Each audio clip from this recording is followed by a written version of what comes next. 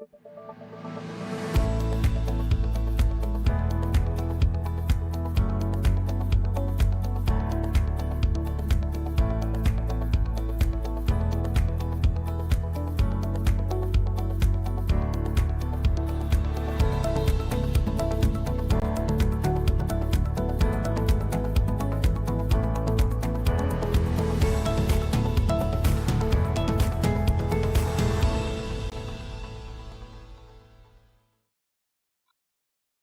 to all of you from around the world. I want to welcome you back to another fantastic edition of Soulivity. Today, we're broadcasting live from our studio right here in the nation's capital, Washington, D.C., and on KMET 1490 AM radio in Southern California. My name is Brian Westley Johnson, and whether you're at home or driving or at work, we're always glad you're here with us. We have another amazing show for you today. And I'm joined today by my special guest co-host, Sinead O'Brien, who is the director of Racial Fairness Berkshires, an organization dedicated to ending systematic racism and discrimination. And so I'm so glad you're here with me, Sinead. Good morning. Good morning. I'm so happy to be here. It is always such a pleasure. It brightens my entire day, week, heart, everything. Best You're the friend best. ever. I love it. I love it. How was your holidays? Oh, good. You know what? They were good because they were so nice and quiet. And that I can appreciate. And yeah, go ahead. You know, yeah, I right? mean, that is, I've been hearing from a lot of different people that is something that they wanted for this year. They wanted it to be peaceful, relaxing, and a lot of them have said, "Oh, it was a blast because we did absolutely nothing but chill." Really? Oh, well, I feel better. No, I feel better hearing that, so I don't feel just so much on my own. But I'll tell you what, I didn't have to leave my town. I didn't have to go to an airport, which I'm mostly snowed in for the moment, so pretty happy. It's a great start to the new year. Even better now.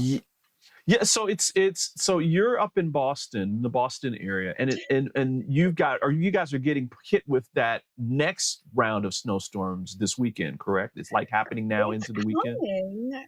Yeah, well, you know what's funny? I lived in Boston for 20 odd years, and now I'm in the Berkshires, which is, it's only a few hours west, but it feels like I always say it's more like Kansas because we're landlocked, et cetera. But I'm like, a snowstorm here is nothing compared to a quote unquote snowstorm, even in Boston anymore, so here we get like a foot of snow. We get a foot of snow and it's just kind of like a Monday. So I don't even think about it any longer. So I know. But listen, not for nothing, my mother, who still lives down in the DC area, she'll frantically message me and be like, "We're about to get some flurries." And I'm like, "Oh, well, you better, everything's going to shut down because I remember those days growing up."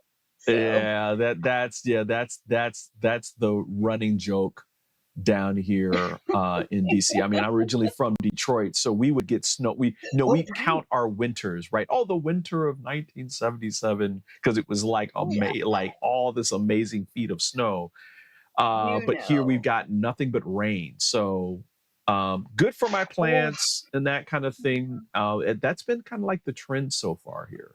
A lot of rain. Well, listen, I'm so glad you're here with us because I hope you're ready to have some fun today, because this is our regular Friday Hot Topics show where we talk about, we take a lighthearted take at many things that are happening in and around the country, sometimes the world, some more political things, some more celebrity things.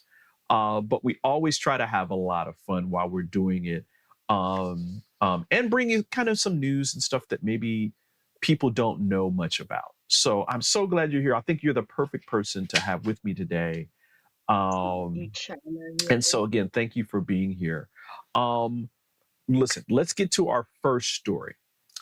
Our first story comes from the world of Hollywood, where motion picture and television celebrities gathered for the 81st Golden Globe Awards at the Beverly Hilton Hotel in Los Angeles, California. Now, what a night it was. I mean, there was a lot of kissing, there's a lot of hugging, there's a lot of joking, there's a lot of laughter.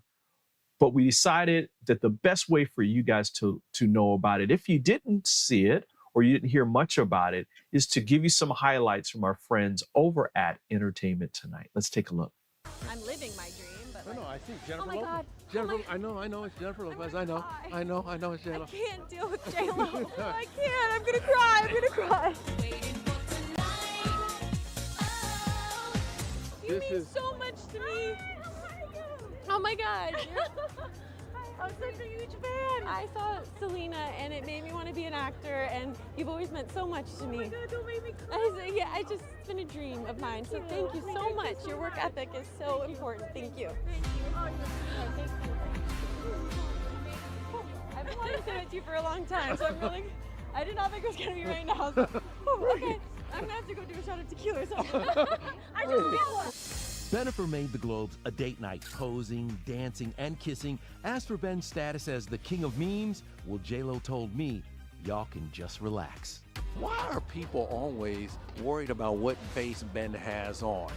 If Ben walks out the house and Doing he's all right. You don't need to worry about Ben. Let me just tell you, he is good. He is happy. He is here. He is nominated. He's like, I'm chilling. Oprah also presented. I heard I was trending yesterday. She 100% shut down talk of a Color Purple feud. There was something online about us being separated at the top of the Empire State Building. On that particular day, we were so cold. So I don't know what kind of body language people were talking about. I was just trying to stay warm. There's no validity to there being a thing between Taraji and I. Hi, Barbie. Hi, Barbie. Barbie beat out Taylor Swift's concert film to win the Cinematic and Box Office Achievement Award. It's so what nobody knew they needed, and we obviously did. You're so beautiful, you're so smart, and it kills me that you don't think you're good enough. That was pretty good. Kevin Costner quoted America's Barbie monologue. The 68-year-old Yellowstone star was solo last night amid rumors he's dating Jewel, also solo. Ryan Gosling, waving and giving Kenergy. So where was his wife, Ava Mendez? She posted about skipping red carpets with Ryan last year, explaining they prioritize privacy and we don't do those things together. Taylor, are you in your golden era? And a shimmering Taylor Swift showed up without her man, Travis Kelce, even though his Chiefs played the Chargers barely 16 miles away in L.A. So I was very happy she was there. I love you very much. Thank you for everything. Jokey Emma got serious, thanking hubby Dave McCary while taking home Best Comedy Actress for Poor Things. It scored Best Comedy and prompted this co-star smooch. Did you guys kiss? We were so happy. What'd you do? And neither of our significant others were anywhere near us. Congratulations. See you. Thank you. Thank you. Timothy Chalamet wasn't shy with the PDA. We did a kiss count and caught at least 3 on camera in less than 30 seconds. We're told they prefer staying home, enjoying private time out of the spotlight. It's like, do you want to be my date to the Golden Globes? And he was like, sure. And 5 months after finalizing her divorce, Reese Witherspoon was one of many stars making it a family night, bringing along 20-year-old son Deacon, her biggest fan. Do you watch the morning show a lot? So, I'm very busy with school and stuff. Got my mom here too. Wait, where's your mama? They're back there in support of us. Leo's Killers of the Flower Moon co-star Lily Gladstone also had her mom there for her history-making win. What's that moment like? It's stupefaction. Native, indigenous filmmakers, writers, actors, we're telling our own stories. Bradley Cooper also brought his mama as his date, but he lost Best Drama Actor to Cillian Murphy. Oppenheimer was a big winner, scoring Best Picture Drama, Director, and a win for Robert Downey Jr., who twinned with his wife, a.k.a. my primary caregiver right there, Susan Downey. More Globes couples, Emily Blunt and John Krasinski, Steven Spielberg and Kate Capshaw, John Hamm with his new wife, Anna, and these newlyweds. It's got to be cool to have date night where you both have a chance to be on the stage, right? Definitely. What would your role be if you went on the morning show? Something juicy, not a nice person. If I don't win, I'm leaving. A solo J-Law also mouthed that jokey mantra inside and did leave, quick changing for an after party, but not before the Housewives fan gushed over Salt Lake City's finale. The best finale I've ever seen on reality. Can we talk about TV. it? Truth, receipts, timelines, I got it all! Another big moment, the Suits reunion. Patrick J. Adams made it a date night with wife Troyan Bellisario, while Gabriel mocked but his mom as his +1. Truth be told, my wife, Jacinda Barrett, called my mom without letting me know and said, I want you to go with Gabriel because I think it's going to be, a moment for you. After showing off their hidden talent, Harvey and Mike took to the stage and poked fun at the show's Summer Renaissance on Netflix. It's hard to imagine having to wait so long to see your show get that kind of recognition. But they couldn't present without Jessica and Donna. Sorry, not sorry to interrupt. It felt great to be together again. We heard that there is an active Suits chain where you guys are texting all the time. What is on that text chain? Mostly us just trying to get Gabriel to respond. A lot of people chime in, some people bow out, some people say, get me out of here. Is this about you? No. I gotta ask too, what do we have to do to get a reboot? Wouldn't it be fun to do like movies here and there or like a little check-in? Where are Rachel and Mike today? I think they're in Seattle, saving the world and doing their thing and wearing a lot of raincoats. We just gotta get Rachel back now! She's really busy with some other job, I guess. The cast of Succession also reunited at the Globes for their 4 final season wins, including Best Drama and Lead Actor for Kieran Culkin. Suck it, Pedro. Sorry. I sent him a text this morning. I was like, enjoy stealing my award today. I haven't heard from him since the suck it moment, so I hope we're cool. Pedro's sad face says it all. Meanwhile, Alan Ruck was assisted to the stage with a cane. Knee replacement 3 weeks ago. Yeah, I'm good. Sarah Snook! Sarah Snook took home her second win for the deliciously devious Shiv Roy. The night also marked her first red carpet as a mom after welcoming a baby girl. Any milestone? She's standing. She's not walking yet or anything, but she's like standing supported. She's great. And the Globes made TV history as Beef co-stars Ali Wong and Steven Yeun became the first and second Asian American actors to win their category. After hearing her name, Ali kissed boyfriend of 9 months, Bill Hader. But Bill wasn't mentioned in her speech. Instead, she called out ex Justin Hakuda. My best friend Justin, it's because of you that I'm able to be a working mother. You kissed your man, but then you went and thanked your baby daddy. Yeah, okay. You want to put it like that? I like to keep it peaceful and grateful and amicable. Okay. All right. So let's talk about this. So much. I mean, okay. So big kudos really quickly. Big kudos to Oppenheimer, who was the big winner. Yeah. That racked up 5 wins, the most of any movie, including Best Picture, Best Motion Picture Drama. Poor Things, which was a feminist reimagining of the Frankenstein tale, was named Best Motion Picture Musical or Comedy. Succession, of course, beat out everybody, including I Love the Crown, but it got beat out this year for TV with 4 prizes, including Best Drama. The Bear, which is a story of a Chicago restaurant struggling to keep its doors open, earned 3 prizes, including Best Comedy Series and Best Leading Actor and Actress in a Musical Comedy for Jeremy Allen White and Io Ribery. But we were just kind of talking as this was going on. Kevin Costner and Jewel. Right. Oh my gosh. Like we Okay. literally, Brian and I right. literally were like, wait, what?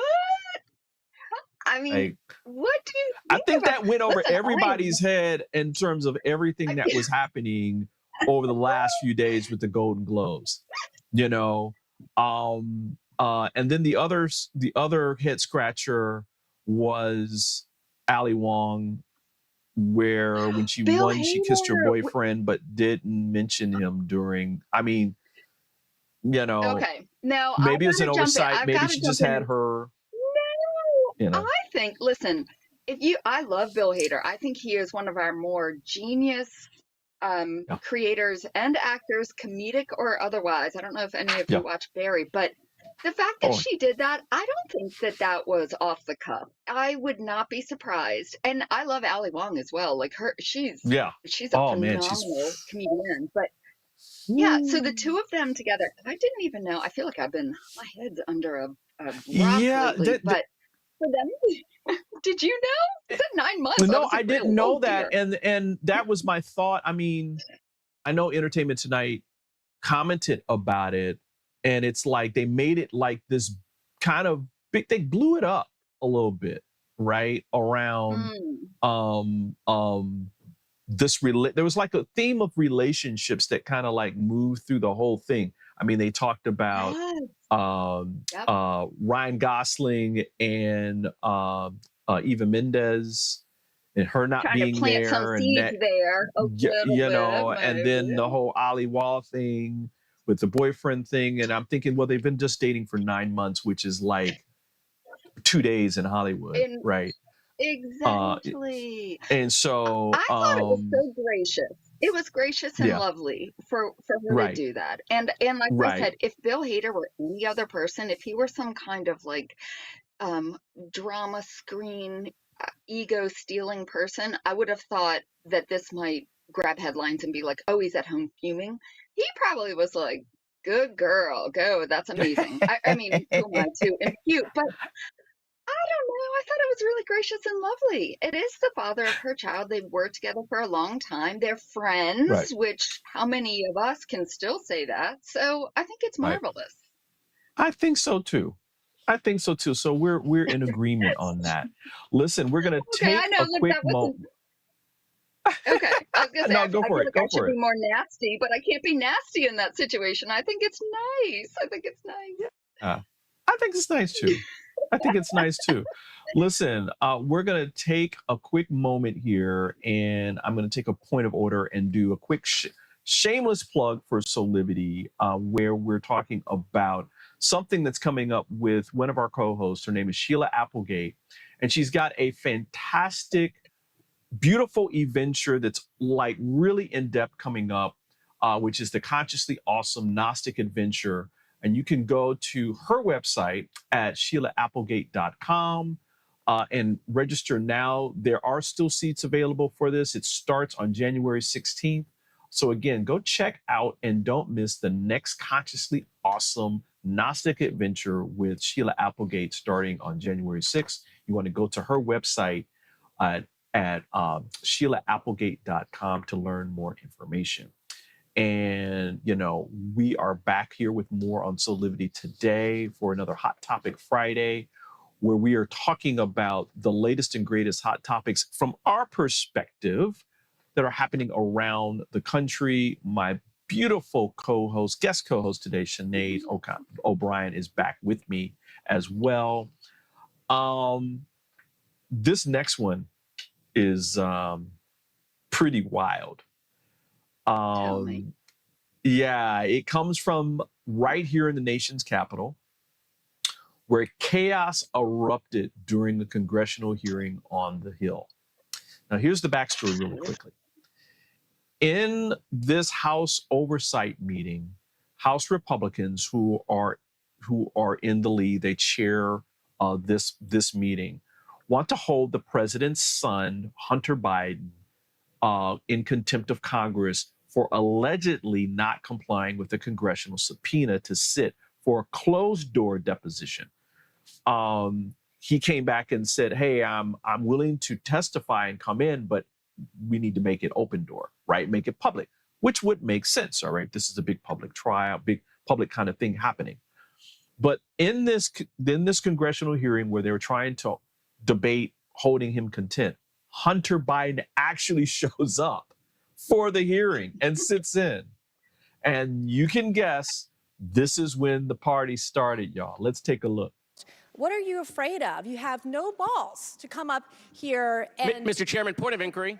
Mr. Chairman, If The ladies recognize. If the gentlelady wants to hear from Hunter Biden, we can hear from him right now, Mr. Chairman. Let's take a vote and hear from Hunter Biden. What are you afraid of? Hold on. Order. Are women allowed to speak in here or no? Are women allowed to speak in here or no? Could you keep interrupting me? I'll interrupt the chairman. I don't know that he's a lady. I think that that Hunter Biden should be arrested right here, right now, and go straight to jail. Our nation is founded on the rule of law. Come on. And the premise that the law applies equally to everyone, no matter what your last Point of order, Mr. Chairman. Point of it order. doesn't matter. Let's call it what it is. And with that, Mr. Chairman, I yield my time back to the chair. 4 seconds. 4 seconds. 3, 2. All right. Time's expired. Mr. Chairman, I ask unanimous consent to enter information for the record. What's the information? Oh, very good. State the information. Thank you. I reserve the right to object. The minority has not provided a copy of the material for the record. In the past, she's displayed pornography. Is pornography allowed to be, or pornographic photos allowed to be displayed in this committee room, Mr. Chairman? It's not pornography. Okay, well, you're the expert. I'm not an expert, Mr. Raskin. Seems like it. Mr. Chairman, I object to the unanimous consent Mr. Chairman, request. Mr. Chairman. Hold on. All you need is one objection. We need decorum. I'm gonna let the lady state, and then if you object still, we'll go from there. Mr. Chairman, don't we have the opportunity to review the material before I reclaim my provided? time. I reclaim my time. Mr. Chair, I reclaim my time. I'd like to enter for the record an excerpt from a bank statement. There's a bank statement that's public in regards to Hunter Biden and his bank accounts, in his payments. Mr. Chairman, I object to human the styrofoam board. It's not a document. Reclaiming order. Mr. Chairman, But this just means that I would any like to member will enter be able for to the add record- to their 5 minutes by putting on a display of Mr. placard. Chairman, I'd like to enter for the record I think all Mr. Chairman, members- from a bank report that shows Can we get some order of here? Hunter Mr. Biden's Chairman, bank account where are we in and the human Okay. comes So from. do it behind closed doors like you do it. Objection. It doesn't appear to be bad, but you ought to. But, Mr. Chairman, she's got 9 placards there. Does she get an additional 5 minutes or 10 minutes? I don't understand how any of you who support the Well, what's genital the order? mutilation Okay. of children We're and gonna drag queens we're showing gonna their body parts reclaim at parades order here. are We'll offended. suspend and let the staff. Ooh. Oh my heavens. Oh, please. Can I take a nap after that? Right, Or a right, bath. right. A bath. This is more like. and these are our elected officials, everyone. I know. Don't. So Or do get me just started. Let's go. Let's go. yeah, right. And so I wanted to make sure that people understood, because a lot of times the information that comes out into the public sphere is very like sanitized and that kind of thing before it airs on major media sources. And so I wanted to kind of bring this back around and make sure that people understood what was happening on Capitol Hill. This is a congressional hearing to debate a contempt of Congress subpoena, basically, that Hunter Biden was there, but they had all these other discussions going on where people wanted to talk about a whole bunch of range of things that had really nothing to do with it. There was one piece where one of the Democratic Congress people basically asked everybody, listen, Hunter Biden is here. We can talk to him right now. And not one Republican raised their hand to say, okay, why don't we bring him up and get testimony, right? So a lot of this was performative. I just wanted to make sure that people are aware of what's happening here in DC. Not all the time. A lot of times there are very serious conversations that are happening, but this was happening in the House. And so what were your thoughts when you saw this, Sinead? Well, I think you did a really great summary right there. It's very performative, but I also think one of the worst things is that we have our elected leaders who are sitting there in the halls of Congress, and they are spreading disinformation because they know who their audience is. Nancy Mace, she's a representative from South Carolina who, this should not even be a matter, but she has a very, very sketchy personal history herself, in so many ways. So the fact, she kept throwing out the word hypocrisy in that whole thing, and I just thought to myself, "Are you joking?" And when she said he should be arrested here and now, that's not possible. That's not procedure. If he were to, if he, there's no arrest warrant out for him because he's not, it's not risen to the level of some kind of crime, but a congressional subpoena, I just want to throw out there really quickly because this is my jam here. Please. They have 3, if you disobey, quote unquote, a congressional subpoena, there are 3 ways that Congress can deal with it because it's different from other civil and criminal subpoenas. You can negotiate the terms, which, first of all, she kept mentioning this. All the Trumps negotiated the terms when they went in. She kept bringing that up, like, all the Trumps, yeah, they negotiated the terms, same way that Hunter Biden was trying to. All he said was, let me do it in public, because as Jasmine Crockett said, y'all lie. Y'all lie. Right. It's true. They could have done. Yeah, of course it's true. And who could blame him?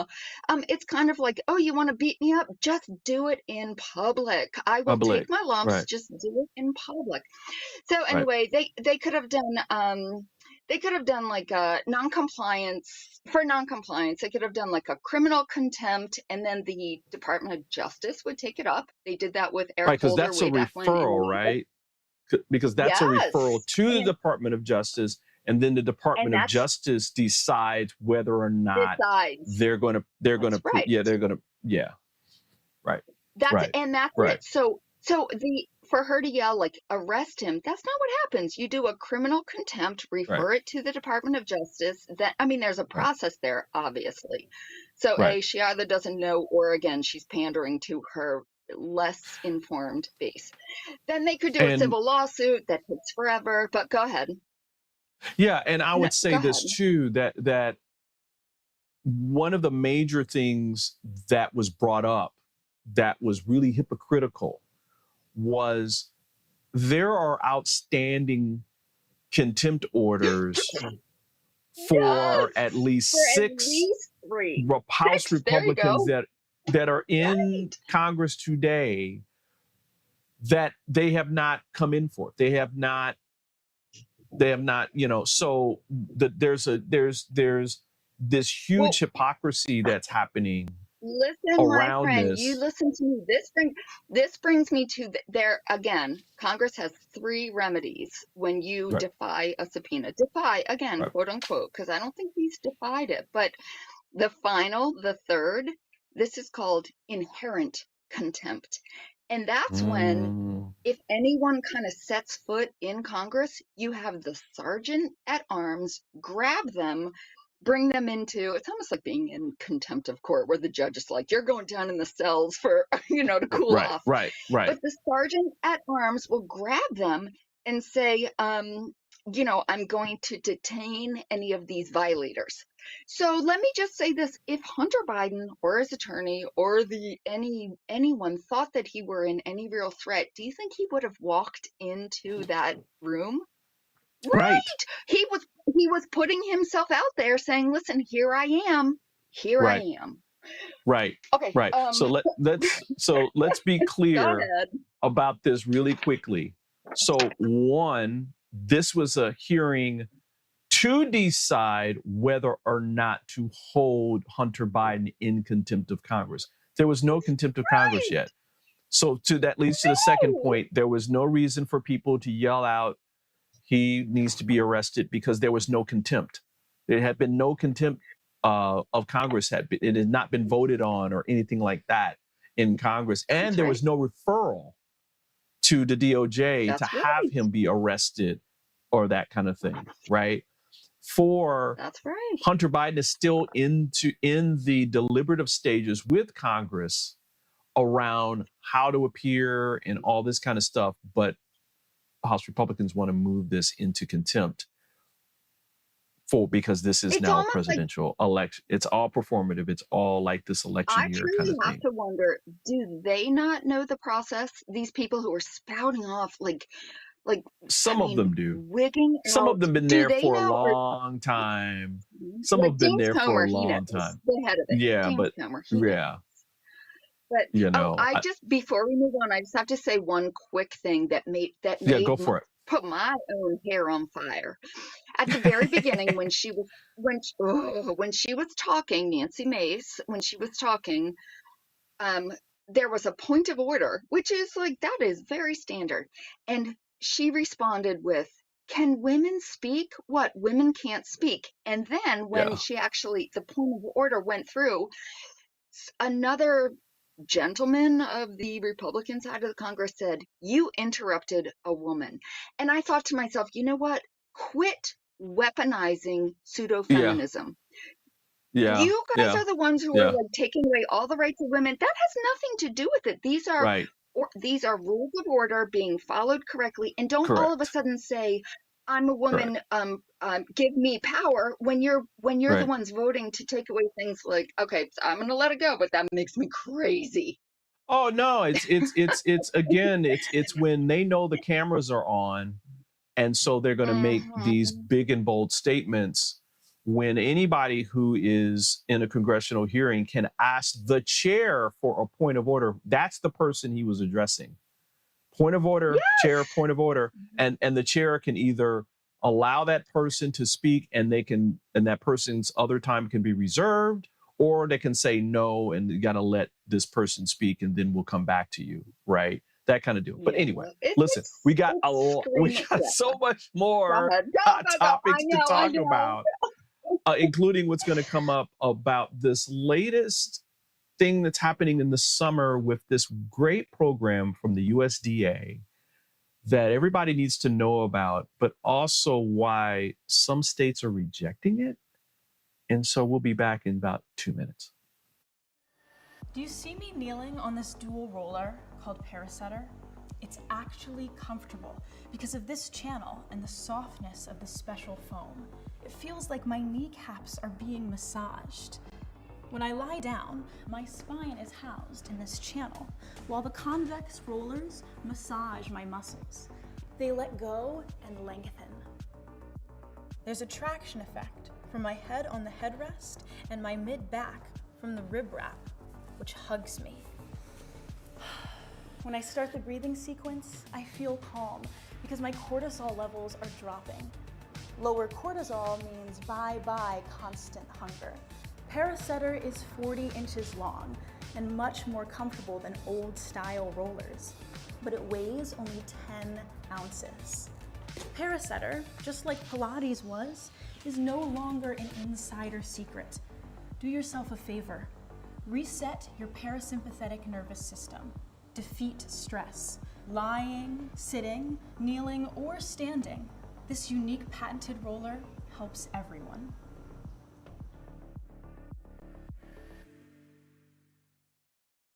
Six years ago, when I started Soulivity, my vision was to support everyone in improving their life through the discovery of their passion and purpose, so they could become the best version of themselves, to battle fear and ignorance, and create a better world today.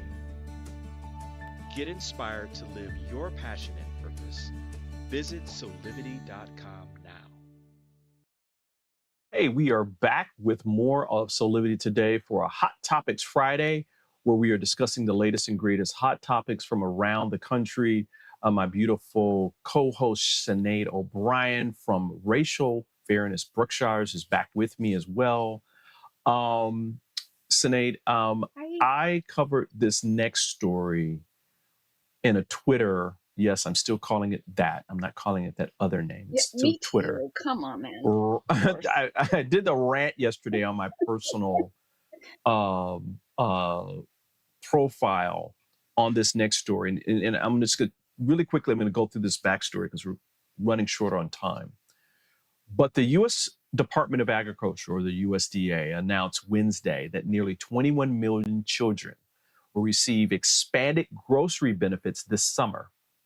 Now, through this new program, states will provide families with $120 per eligible child for the summer to buy food at grocery stores, farmers markets, and other authorized retailers, similar to how SNAP benefits are used. A good thing, right? Well, 15 states' governors have decided that they will reject, yes, reject these benefits, giving various reasons like high rates of obesity or the rules not being finalized, amongst other really questionable responses. Well, the folks over at Tulsa's Channel 2 did a fact check to keep their governor honest about this absolutely necessary benefit, according to research and what the USDA found in their studies. Let's take a look. An in-depth look into Oklahoma's rejection of federal funds for a summer food program. As 2 News anchor Erin Christie told you yesterday, states had until January 1st to sign a letter of intent, and Oklahoma was one of 17 states that did not. Erin joins us now with a deeper look at the loss of up to $60 million. I did some fact checking on Governor Stitt's reasons for opting out, as during a phone call, he made several comments that are contradictory to what longstanding groups say about food insecurity in our state. Governor Stitt said the reason Oklahoma did not opt into the federal program that would give eligible children $120 for summer meals was because there wasn't enough information and rules weren't finalized. I think you need to ask the feds that. Why are they wanting everybody to opt in before they've even finalized the program? That is true. Rules aren't finalized, but that's just how government works in accordance with the Administrative Procedures Act. Interim rules are written. Public comment is available while programs are largely in place. Online, you will find a 173-page document about how the program's going to work. If worried about final rules, he could have signed a non-binding letter of intent like Missouri that opted in while still mulling over how and if they can make the plan work.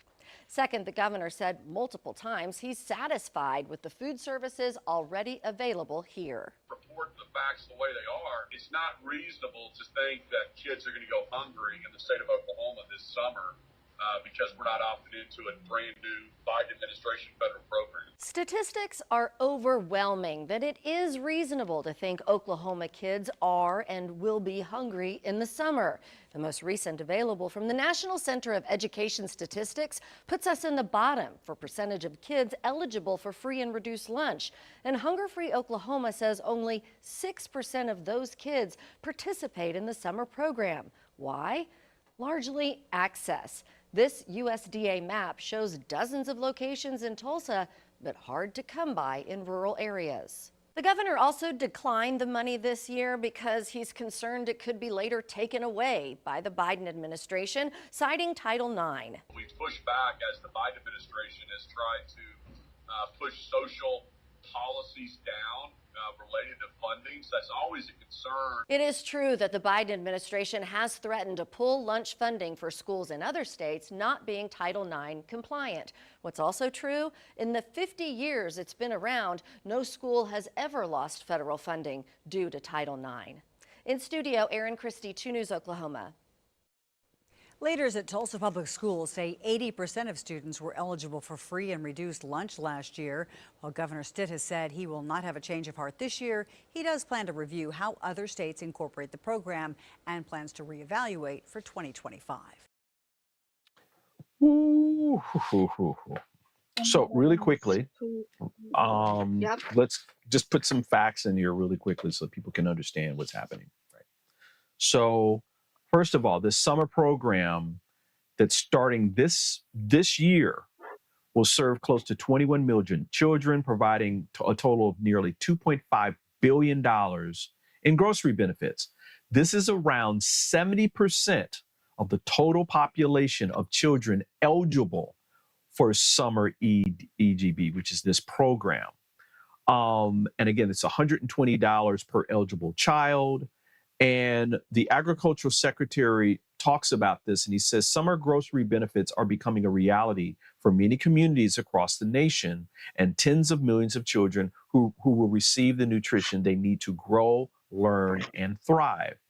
We applaud all the leaders and partners who are stepping up to make this program's inaugural year a success.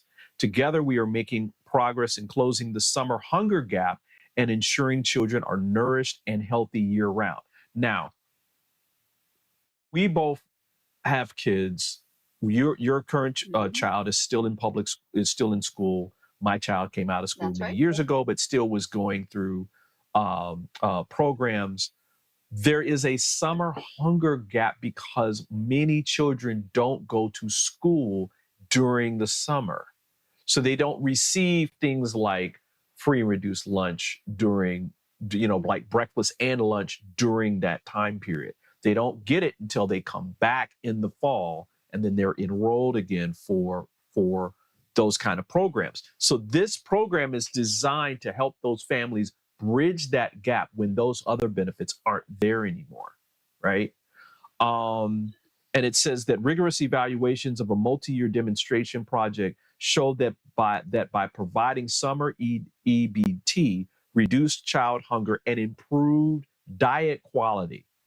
Summer grocery benefits decrease the number of kids with very low food security by about 1/3 and supported healthier diets featuring more fruits, vegetables, and whole grains. And so why in the heck are governors denying this and rejecting it? Brian, I think you made such a good point in your thread. It is truly just to try to punish Democrats, the Biden administration, make a stand, make a point to a lot of the ignorant people out there who are going to say, yes, anything against the blue, but everything you just said is so true. First of all, 80% of children in this state eligible for free or reduced lunch. I mean, that should say everything right there. But I hate to always bring it back to Massachusetts, but I am a proud Massachusetts resident. We are one of the many, thankfully, I hope it's a trend, states that have established free breakfast and lunch for all students, which first of all reduces the stigma. It reduces the stigma for children because I appreciate that stigma. So, but children, it's kind of like jail. You put someone in jail, you gotta feed them. You put someone in school, you gotta feed them. You feed them. I mean, oh gosh, go ahead. But you cannot learn on an empty belly. Like that is all of these things. I just feel like some of they're people who just, they don't connect dots and they don't really care because they don't want to see that this relates to this and this affects this and this all matters, and that for a healthy growing society and good communities, we must all collaborate. And this is just, do you know that breaks down to $10 a week? $10 a week for a child in the summer. Like, absolutely. No, seriously, a supplemental $10 a week. Right. And that's enough for that child to be able to eat at least decently through the summer. Right. Just and it's money that and by the way, the bill was passed with bipartisan support. Right. Yes. So it's not like No, I'm sorry, but the implication here is that, and I mean, the implication is that they're going to there are leeches on the the welfare system. They're going to take this money, and do you think they're going to take this money and buy more preservative, disgusting laden food? No, that's the cheapest food. Also, one other thing, when this money will go toward farmers. It's from someone from Iowa. This will again in Nebraska. Sorry, go ahead. Yeah, so let's talk about that part really quickly, right? Because Iowa Governor Kim Reynolds suggested that the state didn't need the program, pointing to high rates of child obesity as the reason why they should not expand grocery benefits for children. Like children that this is targeting, because you have to qualify for it, right? You have to qualify to be in a certain income strata where your children, as a family, your children are at very high risk of food insecurity, right? So so she's putting out this notion like, oh, well, there's plenty of food, so if we give them more food, that's going to lead to more obese children. That is not the case. That's not the case. But let's take step, and why Narlin's here, right? Iowa receives billions of dollars of federal farm subsidies. Subsidies, yes. That's producing the food that everybody's eating. So Iowa governor is okay with the federal government giving all those farmers within her state, that's because she's part of the breadbasket, right? Iowa's a huge breadbasket state. She's okay with that money coming in there. But for the poorest of the poor people that are living there, she doesn't want to give some of this money that is earmarked for poor people, for them to have healthier food. Why? Because then that gives, you said this earlier, that gives Democrats and President Biden a win in those states, and she wants to not give any reason for those people to vote Democrat in a 2024 presidential election year. That's what that's about. And it's also why a lot of these governors have said, oh, well, we're not doing it this year, but we'll revisit it next year, right? And I bet you any amount of money that a lot of the governors who said no this year, their re-elections are happening next year or within 2 years after this presidential election. Interesting. Yeah. You know what? Yeah, that's a very good point. And, they always say cruelty is the point. This is the point. Yeah, and because they don't right. really care, the collateral damage be damned. And they are, in this situation, children. Right. And I mean, listen, politics is an age-old thing. We're going, millennia back. But this is really it's ugly. really our most vulnerable. it's really hurting children, right? At the end of the day, because this program is targeted for children to be able to eat food, healthy food, right? And so, do you know what? Listen, let me just say one thing. I'm sorry, I've got to throw this in here. If they would have come back with one counter argument, just one counter argument saying, well, if you would be willing to earmark those $10 a week for specific foods, kind of like they do in the WIC program, they didn't do that. They don't care. It's not about feeding these vulnerable children. Do you see what I'm saying?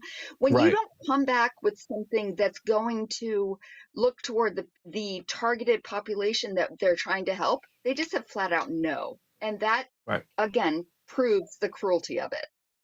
Right. And not again, that I agree with that. No, they shouldn't be hamstrung, but I'm not saying that parents should be hamstrung like WIC, but I'm just saying they didn't even come back with something like that. No, and the some of the arguments around things like, oh well, there's already summer programs in place and all this kind of stuff. That is true, but even with those programs in place, there's still a gap. There still is a gap of food insecurity based upon income strata, right? Because some of these programs access. One more thing. Right, and access. I'm so sorry. No, go for it. Yeah, you're right. They mentioned in that about how this is it's not just access, because you know what, you could talk about this being like in Boston or even environs, suburban. That's fine. We're talking about rural rural kids whose parents have to get in a car, on a tractor, ask friends to drive them to the store. They're not able to pop down to the corner to some kind of like midday lunch program, which we all know, you and I, we know that happens in cities. We're leaving behind our most vulnerable in situations like this. And how dare they? This is Kim Reynolds is the governor of a rural state who, again, getting subsidies, and I'm sure the lobby sitting there whispering, the corn lobby and whatever, whispering in her ear, don't take it. Sorry. Right, don't take it. We're going to take this money over here, but don't take this. We're going to sell it all to Monsanto. Right. So upset by Man. Fired up. Man. Oh, I know. And I'm loving this. But guess what? We're out of time. Oh my gosh. This has been so great. 4 more hours. I know. We're probably going to be talking for an hour after this, everybody. Listen, for this last one, please, everybody, go do some research. We put links in our live feeds for all of the different stories that we talked about today.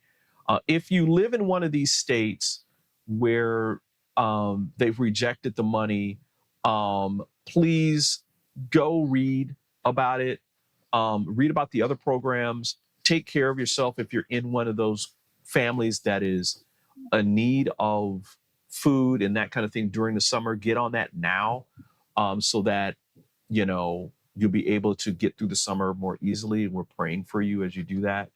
Sine, thank you so much for being here. Of course, you're going to be coming back throughout 2024 with us. You can learn more about what Sinead is doing at Racial Fairness Brookshires by going to their website at racialfairnessbrookshires.org. That's racialfairnessbrookshires.org, where you can lend a hand into ending systematic racism wherever you are. Also, we want to remind you to go to our Soulivity website, where you can learn more about all the wonderful content that we're producing around the world. There's one in here I think that would be great for you, Sinead, and it's like how to ease the pressure of being a busy parent. Oh, I love it. I'm there. I'm there 2 minutes ago. Listen, also we remind you to follow us on social media. Especially go to our YouTube channel and subscribe, where you can learn about every time that we go live, as well as watch all of our past Soulivity Today shows. Well, listen, we're out of time. Listen, this is Brian Westley Johnson saying thank you for joining us. This is how we do it every Monday through Friday at 8 a.m. Eastern on our Soulivity TV channel. Or you can listen to us or even watch us on KMET 1490 AM radio in Southern California at 8 a.m. Pacific time. On behalf of all of us here at Soulivity, thanks again for joining us, and we'll see you next time. Bye for now.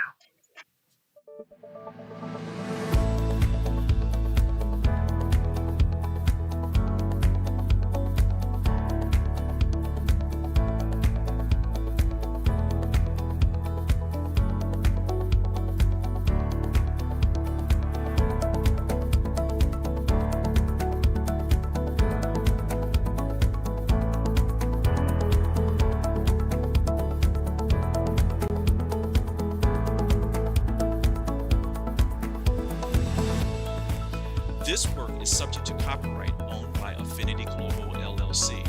Any reproduction or republication of all or part of this is expressly prohibited unless Affinity Global LLC has explicitly granted its prior written consent. All other rights reserved.